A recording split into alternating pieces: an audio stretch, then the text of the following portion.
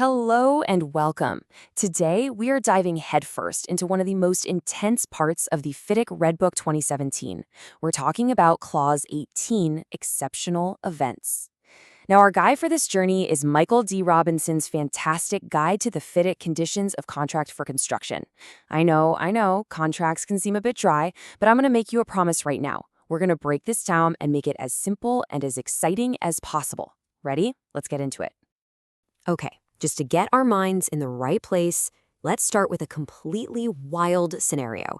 Imagine you're on your project site, everything's running smoothly, and then, bam, a volcano just erupts right in the middle of where you were about to build that new car park.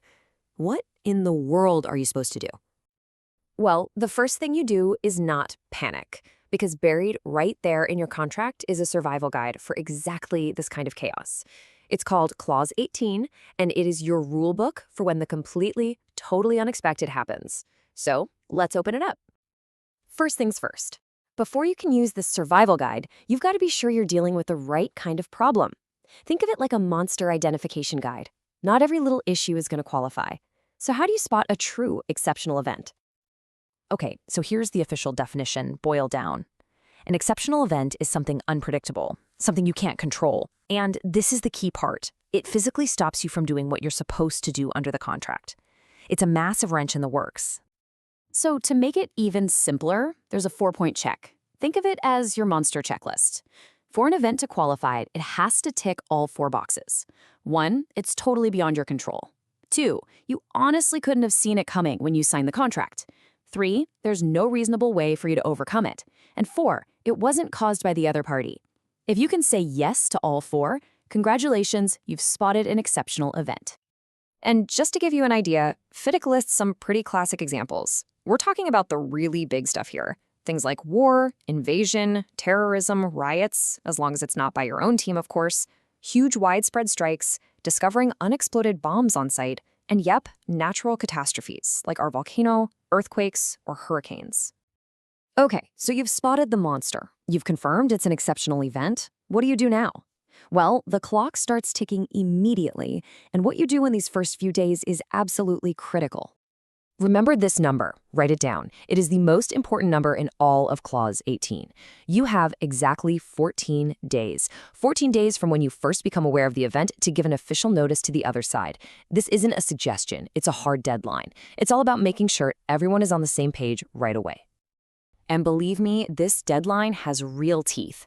If you miss it, if you're even a day late with your notice, you're only excused from your duties from the day you actually give the notice. So every day you're late could be a day you're still on the hook, and that could cost you big time. Timing is everything here. Now here's something really important. Just because there's a volcano on your site doesn't mean you can just pack up and go home. You still have a duty. You have to use all reasonable endeavors to minimize any delay. That means you got to be proactive. You got to try to mitigate the damage. You can't just throw your hands up. All right, you've survived the initial shock, you've sent your notice on time, and you're doing what you can to manage the chaos. So what happens next? Let's talk about what you can claim. This is your reward for survival. And this is a really fascinating part of the clause. Where the event happens matters a lot. If the event, like our volcano, happens in the country where the project is, you can claim for both more time and more money, your extra costs. But let's say the event happens somewhere else, maybe a factory that makes your widgets burns down in another country. Well, under FIDIC, that's considered just an inconvenience. You don't get a remedy for that. Location is absolutely everything. But what if the event is so bad, so catastrophic, that the project just can't go on? What if that volcano has completely wiped out any chance of finishing the job? Well, FIDIC has thought of that too. There is an ultimate escape plan: termination. Here's the first number for the escape plan. If the event stops a substantial part of the work for one single continuous period of 84 days, that's about 3 months, then either you or the employer can give notice to terminate the contract.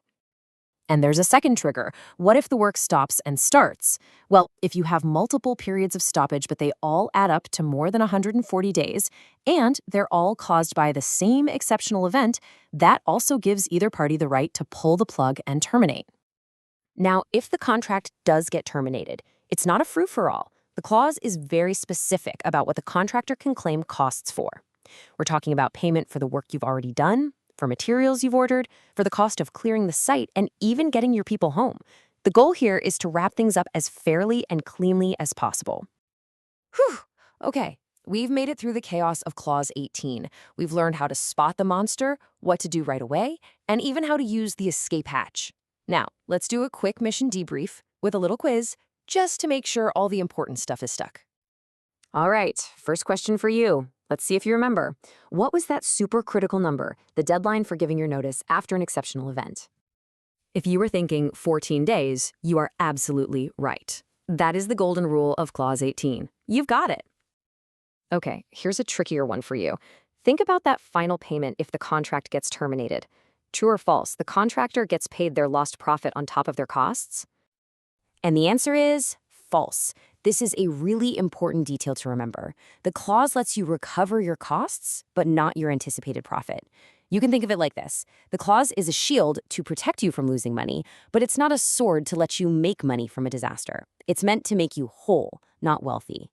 So let's wrap it all up. Here is your Clause 18 survival kit. First, use that 4-point check to make sure it's a real exceptional event. Second, give your notice within 14 days, always.